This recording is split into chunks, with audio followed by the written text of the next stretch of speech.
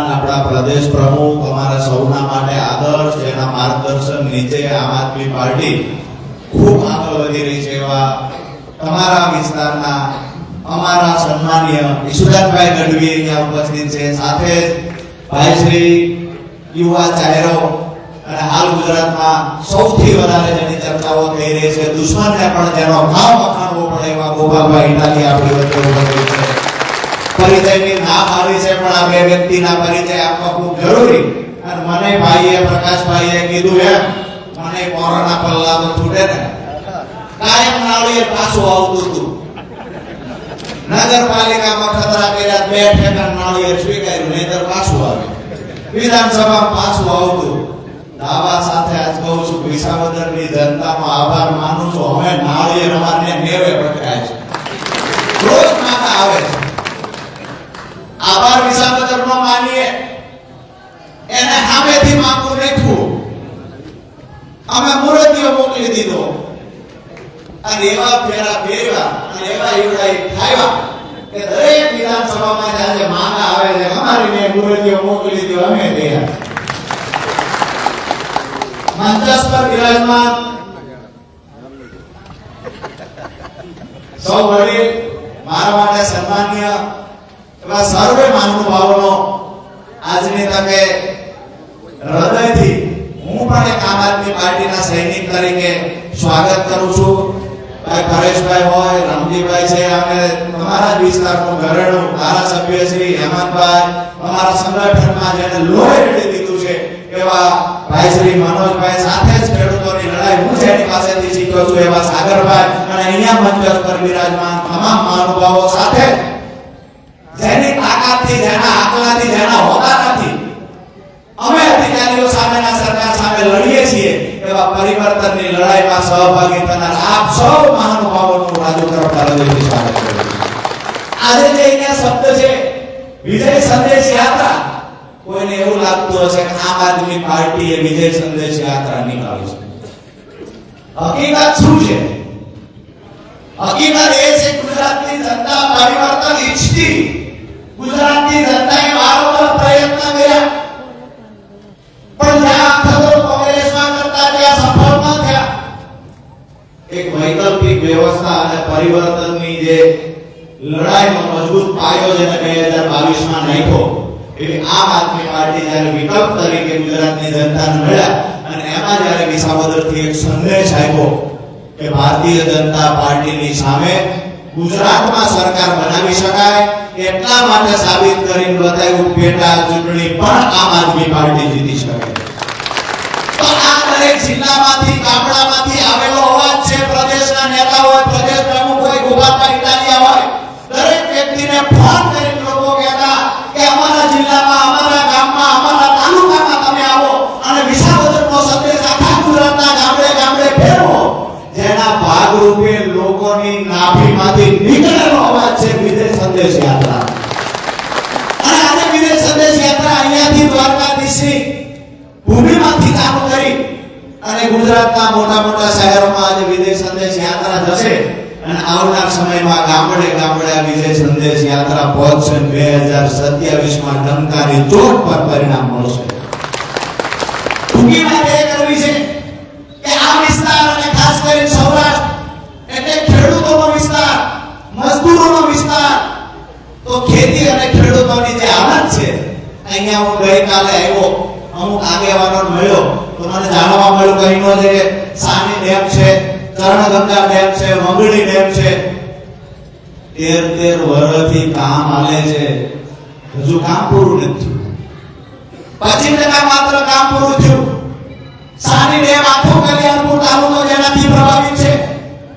આ ડેમમાં આજે અમે જેને દરવાજા કહીએ, તમારા અહીંયા શું શબ્દ વાપરે છે? કાઢ્યો. કાઢિયા.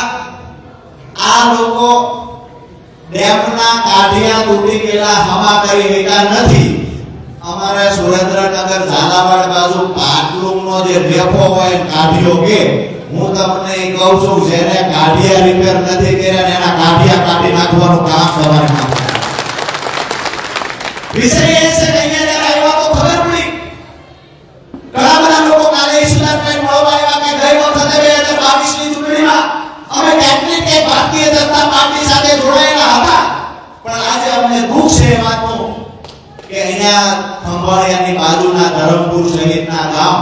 જ્યાં 10-10, 15-15 હજારની વસ્તી છે, આજે પીવાનું પાણી નથી આવતું, આનાથી મોટી દુઃખની વાત બીજી કઈ હોય?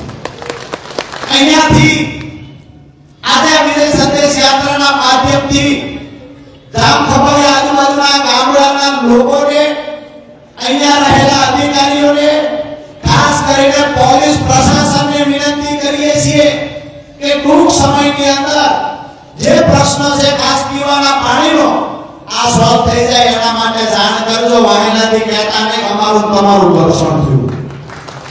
આ જામખંભાળિયા માટે થઈ, આ ખેડૂતો માટે, ગરીબો માટે, પીવાના પાણી માટે જ્યારે પણ જરૂર પડશે ત્યારે અમારી ટીમ અને રાજુ કરપડા આપણી વચ્ચે ઉપસ્થિત રહેશે.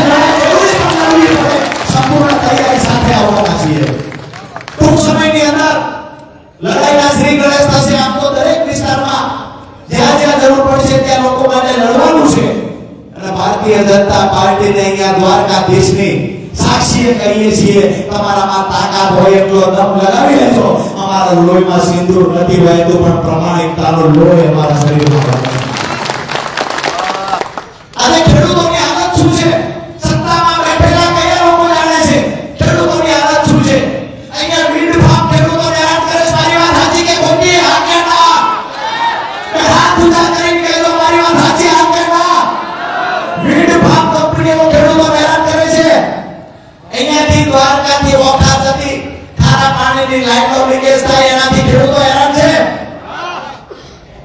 કંપનીઓ અહીંયા ખંભાળિયામાં આવે છે અને ખેડૂતના ખેતરમાં દબાણ કરે જાય. ખેડૂત આપણો રજૂઆત કરવા જાય, નથી સાંસદ સાંભળતા, નથી ધારાસભ્ય સાંભળતા, નથી જિલ્લા પંચાયતનો સભ્ય સાંભળતો.